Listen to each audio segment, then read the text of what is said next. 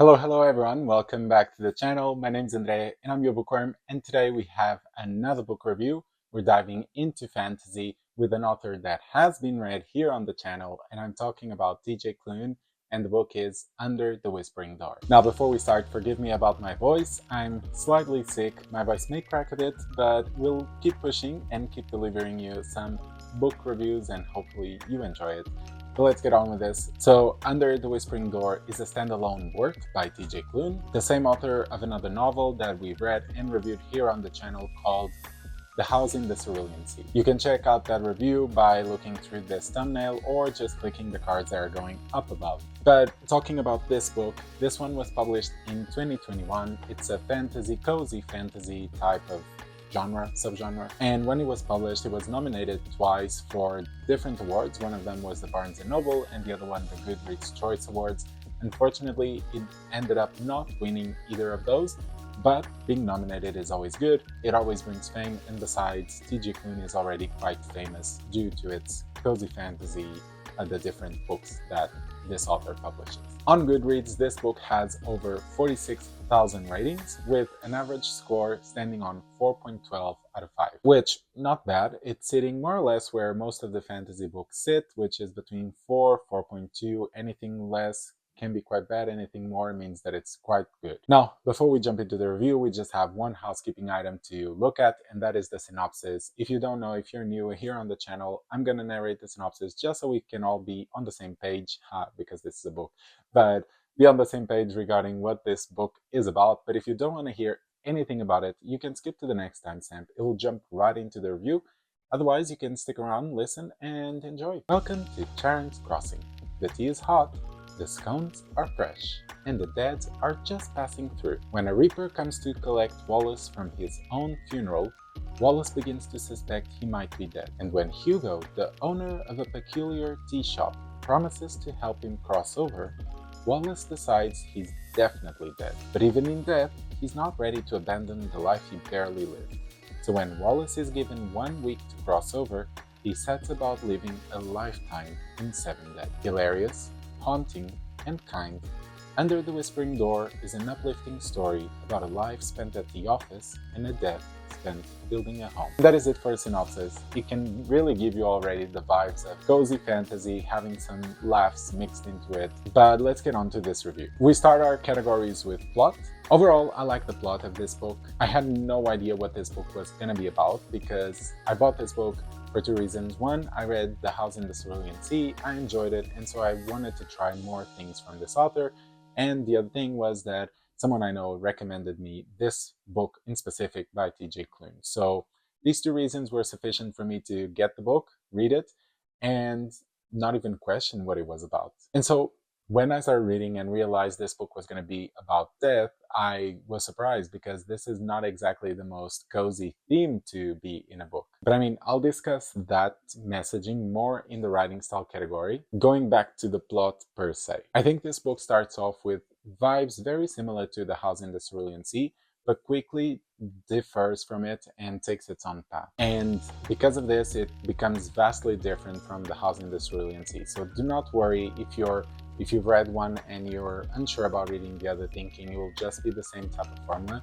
It's not really. The plots differ quite a bit. And in this case, with Under the Whispering Door, you might think that you know where the plot is going to take you, but I can guarantee it does take some wild turns that you might not expect. Okay, that some elements will be predictable because, again, this is not the type of book that is supposed to have those plot twists that will blow your mind or have that tension, that mystery that comes and just surprises you all of a sudden. It is not that type of book, so it's not to expect those type of surprises in the plot.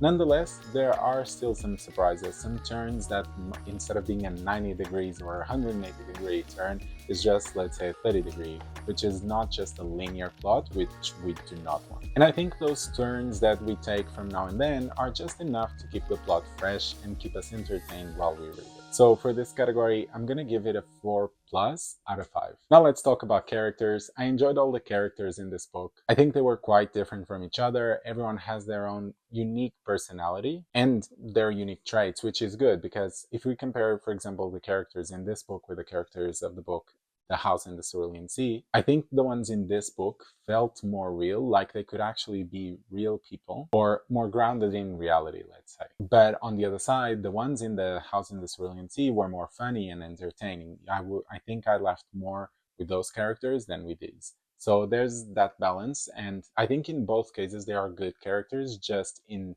slightly different aspects. And I think none of it is perfect. I'm not giving it a 5, but I think the characters themselves were good. Some could have, I think, were borderline on the caricature, like Desdemona. I'm not going to say many more details, but if you've read the book, you know what character this is.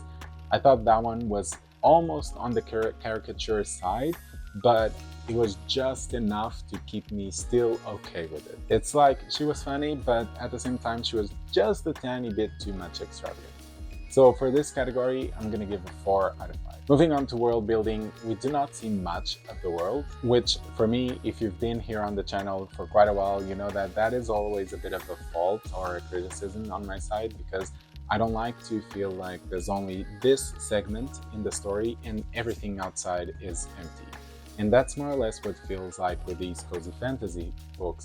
For example, Legends and Lattes, we had the cafe, and then it felt that we knew a couple of places in the city, but the outside world was completely empty.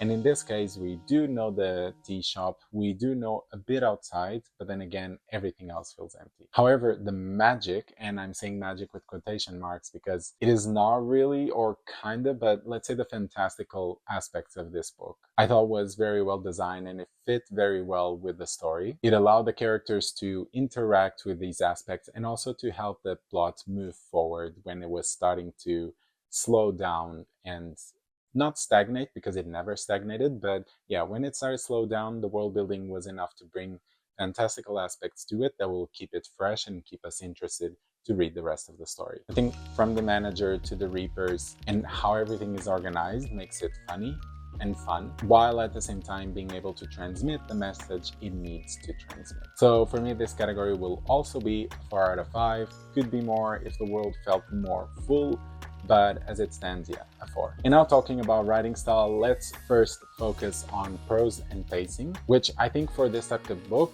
both were perfect for what it was. I think the prose is simple, but it carries a softness with it in the way the words are described, in the sentences formed, and also the feelings the characters express. I mean, you really wouldn't want harsh words or like rushed sentences to feel like there's tension and there's this accelerated rhythm in the story. I mean, except of course when tension does rise in this book, but it never rises, for example, to the same level as some epic final battle in some epic fantasy book. And the pacing again was well done. It has those peaks and valleys that's what you want, so that you get really entertained in the parts where it gets exciting, and then there's a lull that allows you to breathe in and get ready just for the next big climatic scene. And now that I spoke about those two, let's talk about the messaging in this book. Like I said in the first category, I was surprised to realize that this book was talking about death. But I loved the process or the journey of exploring grief and death itself, closure around these topics, and all of it through the cozy lens. It reminded me of scenes in Terry Pratchett's Discworld books, because over there we also have Death, who is a character, and Death has this funny aspect to it, but sometimes a very soft and very understanding side, and that allows us to see death in a different way and also reconcile with the difficult aspects that this topic brings. Of course, Terry Pratchett does it in a very funny, sarcastic, humoristic way, whereas TJ Klune does it in a more soft, cozy type of vibe.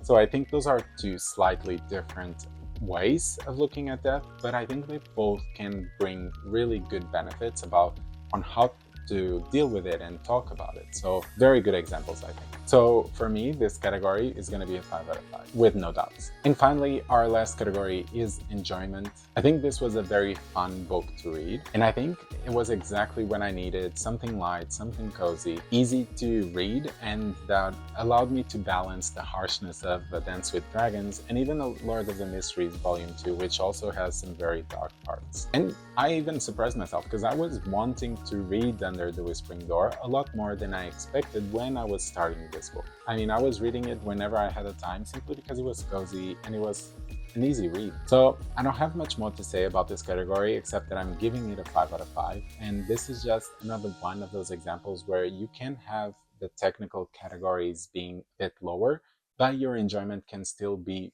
really good if you're just vibing at the same level as the book. And so we reached the end of our review. Just as a refresher, we have 4+ for plot, 4 for characters, 4 for world building, and then 5 for writing style and 5 for enjoyment.